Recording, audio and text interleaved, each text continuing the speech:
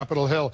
Joining us now, Illinois Republican Congressman Adam Kinzinger. He's a member of the House Foreign Affairs Committee. Congressman, thanks so much for joining us. Let me get right to Gina Haspel, the CIA director nominee. Faced lots of questions on interrogation techniques during the confirmation hearing today. As you just heard, she led what was described as a CIA black site in Thailand that used some of those techniques like waterboarding. She says she was following the law at the time, and this is in the immediate aftermath of 9/11, but doesn't think the CIA should be in that business anymore. Do you think she allayed any fears that may exist about her nomination? What was your reaction? And you served in Iraq and Afghanistan.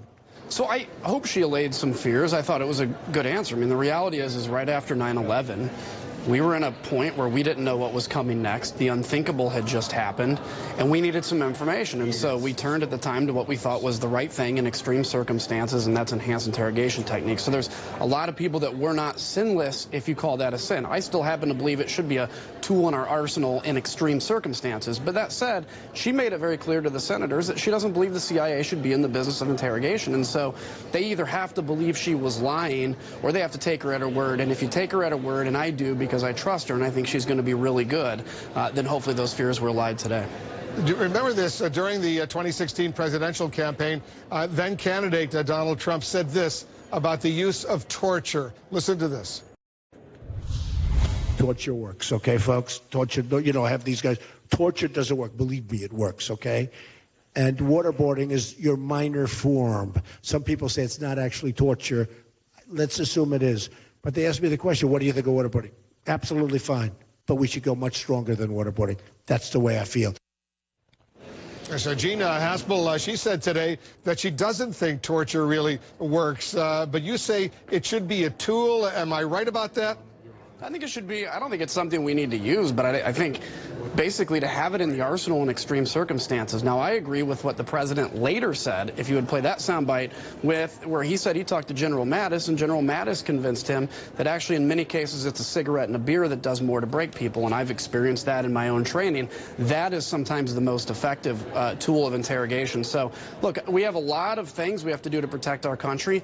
You know, the president or the CIA director, the potential CIA director, said she would not institute any kind of interrogation in the CIA.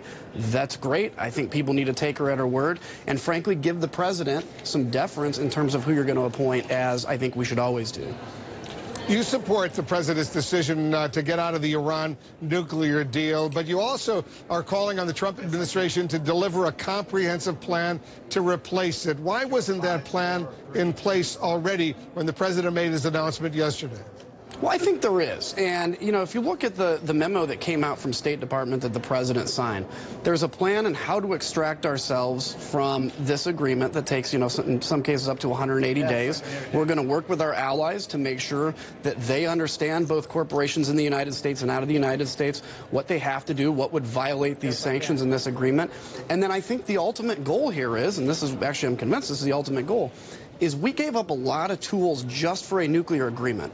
The problem is those tools also need to be used to moderate the broader behavior of Iran around the world. There's 500,000 dead Syrians right now that are partially in where they are in the ground because, frankly, they were enabled by the Russians in Iran. That's behavior we have to push back against. And I think basically bringing these tools back out and saying, let's renegotiate, but let's do it on your broader behavior is effective and hopefully will work. And it's, you know, look, diplomacy is an art, it's not a science.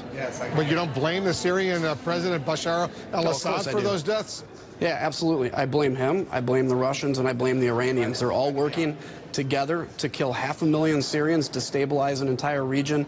And Iran, by the way, we're getting indications that they're preparing to attack our ally Israel. So there's no sinless in that kind of triad of terrible people and terrible regimes. Congressman Kinzinger, thanks as usual for joining us. You bet. Thanks, Wolf.